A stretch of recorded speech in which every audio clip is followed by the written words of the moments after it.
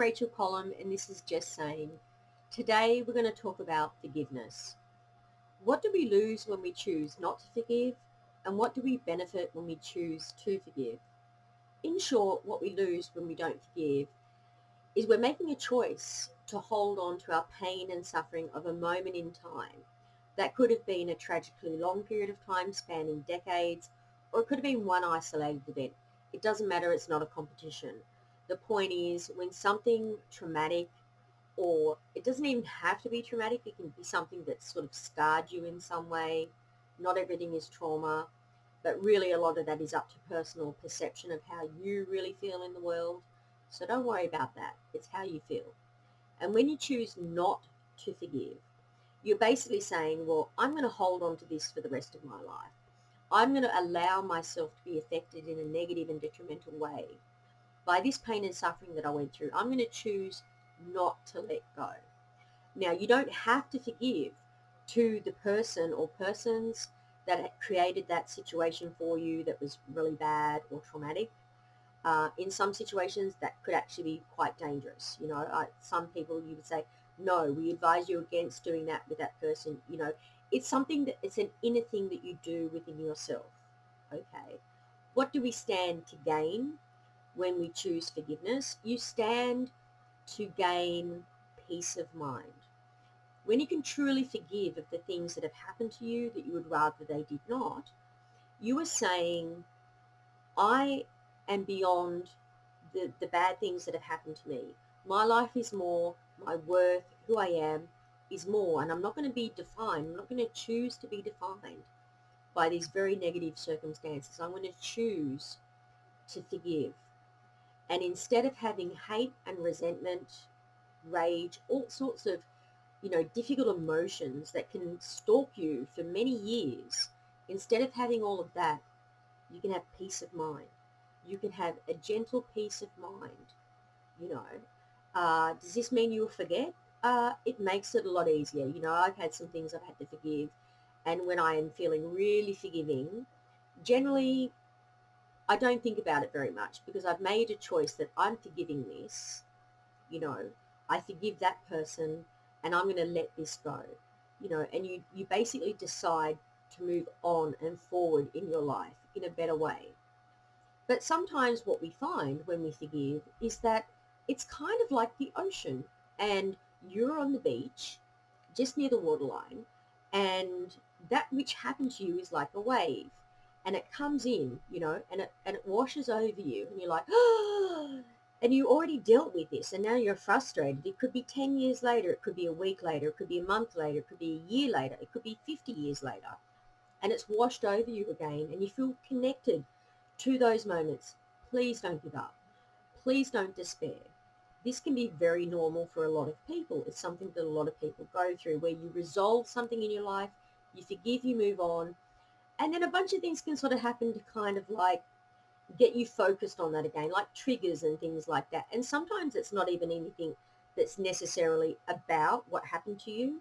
It can be something like there might have been a way that you coped. If something happened to you when you were a child, or something happened to you when you were a teenager or an adult, there might have been a way that you coped, and there was a certain thing that you did, and then someone might be or do that thing, and that reminds you, and it washes over you. Don't despair. Don't give up. There's always hope. There's always today and tomorrow and the next day. Simply look at the situation and say to yourself, hey, I dealt with this already, I forgave, but now I'm feeling this anguish and torment inside.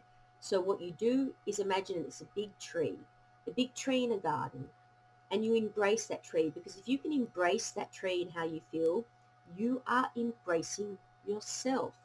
You are loving yourself, okay? You are nurturing yourself. You're giving good vibes to yourself. Embrace it. Say, tree, I'm not scared of you. You are what you are. But I have to go now. I have to go to the shore. I have to dance in the sea. I have to frolic in the sky. Say whatever you need to say, that the kind of happy space that you go to.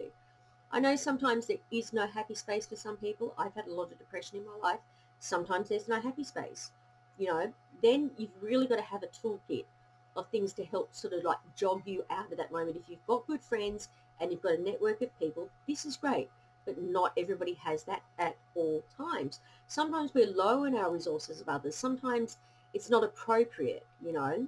So there are helplines you can call. In Australia, you can call Lifeline and Beyond Blue. There are many helplines you can call around the world. So that's one thing that you can do. You can basically do simple things that are quite easy to do. Okay, so you can smile, and when you do a fake smile, you trick your brain into thinking that you're smiling, and this releases chemicals. If you're really depressed and blue and suffering and you're tormented, it might not do much at first, but in my darkest hours, I'd practice smile therapy and saying to myself, I am happy, I am happy, I am happy.